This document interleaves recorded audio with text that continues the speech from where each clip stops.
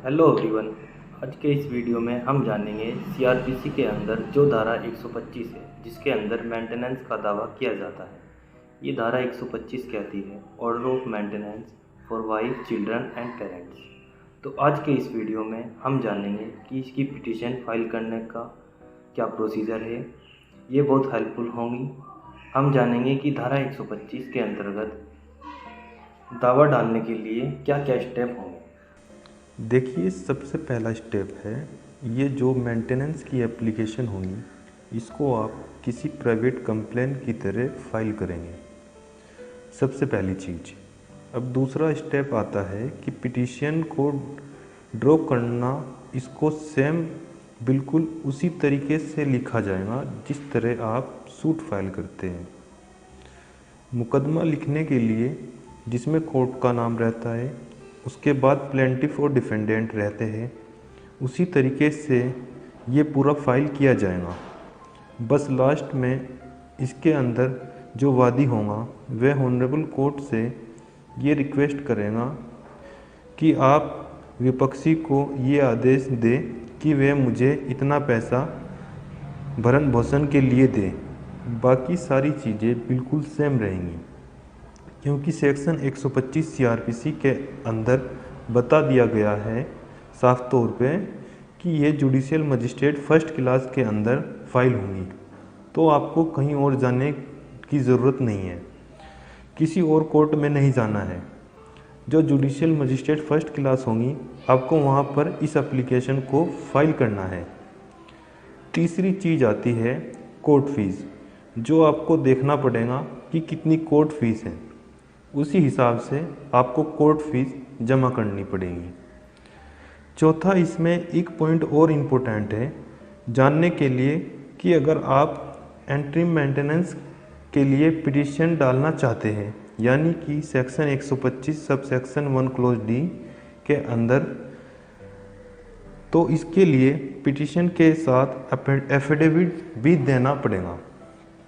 एक बात और इम्पोर्टेंट है जानने के लिए, वो ये है यहाँ पर आपको मेंटेनेंस मांगने के लिए जा रहे हैं, जिससे आप मेंटेनेंस मांगेंगे जो अपोजिट पार्टी है आप उसको यहाँ पे अक्यूज नहीं कहेंगे, यहाँ पर आप उसको रेस्पोंडेंट बोलेंगे और आप यहाँ पर क्या होंगे, पिटिशनर होंगे।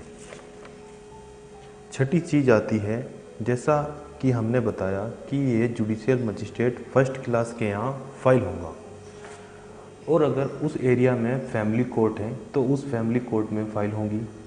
और आप कितना मेंटेनेंस क्लेम करते हैं ये आपके ऊपर है।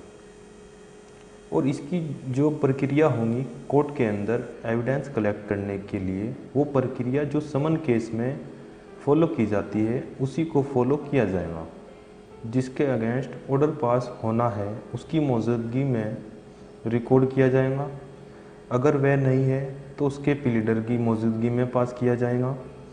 अब सातवीं चीज़ जो इम्पोर्टेंट है ध्यान में रखने वाली, कि मान लीजिए जो व्यक्ति जिसके अगेंस्ट ऑर्डर पास होना है वो कोर्ट में अपीयर नहीं हो रहा है, कोर्ट के आदेश से बच रहा है, या फिर जानबूझकर ऐसी हरकत कर रहा है, तो उसके अगेंस्ट एक्स पार्टी आदेश पारित किया जा सकता है।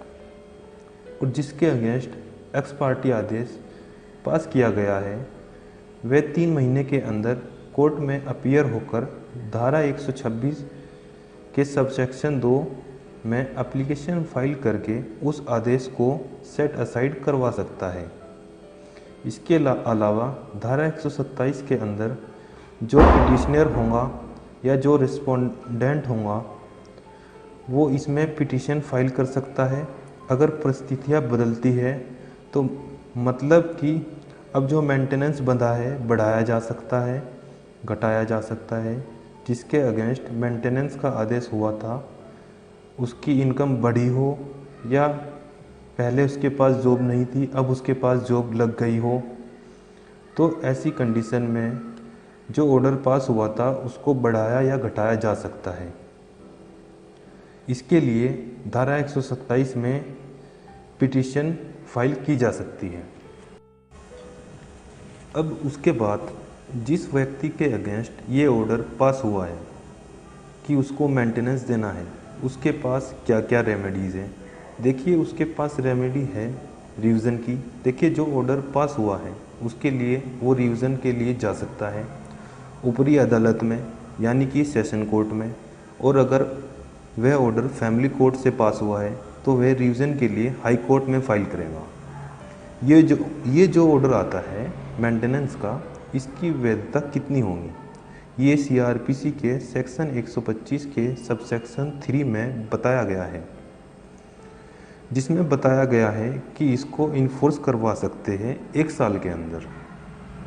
वे कौन से ग्राउंड है जिसके अंदर आप धारा 125 के अंदर मेंटेनेंस का दावा कर सकते हैं, जो कि धारा 125 में ही बताया गया है कि जिससे आप मेंटेनेंस लेना चाहते हैं उसके पास सफिशिएंट मीन्स होने चाहिए। दूसरी चीज़ है, जो मेंटेनेंस का दावा करने जा रहा है उसके पास खुद इतना नहीं है कि वह अपने आप को मेंटेन कर पाए, यानी कि अपना भरण पोषण कर पाए। ज़रूरी बात, यदि कोई वाइफ अडल्ट्री में रहती है या उसके अगेंस्ट अडल्ट्री प्रूफ हो जाती है तो उसको मेंटेनेंस नहीं मिलेगा। बगैर किसी कारण के अपने पति से अलग रहती है या फिर म्यूचुअल कंसेंट से अपने पति से अलग रहती है तो भी उस केस में वाइफ मेंटेनेंस का दावा नहीं कर सकती। परंतु अगर पेरेंट्स अलग रहते हैं तो आप कोर्ट में ये रिलीफ नहीं ले सकते कि आपके पेरेंट्स बिना किसी वजह के आपसे अलग रह रहे हैं। आमतौर पर क्या होता है कि अगर पति के पास प्रॉपर्टी है तो मजिस्ट्रेट उसके अंदर धारा 421 सीआरपीसी की कार्रवाई कर सकता है, यानी उसकी संपत्ति से वसूली की जा सकती है। धारा 125 के अंदर जो सज़ा बताई गई है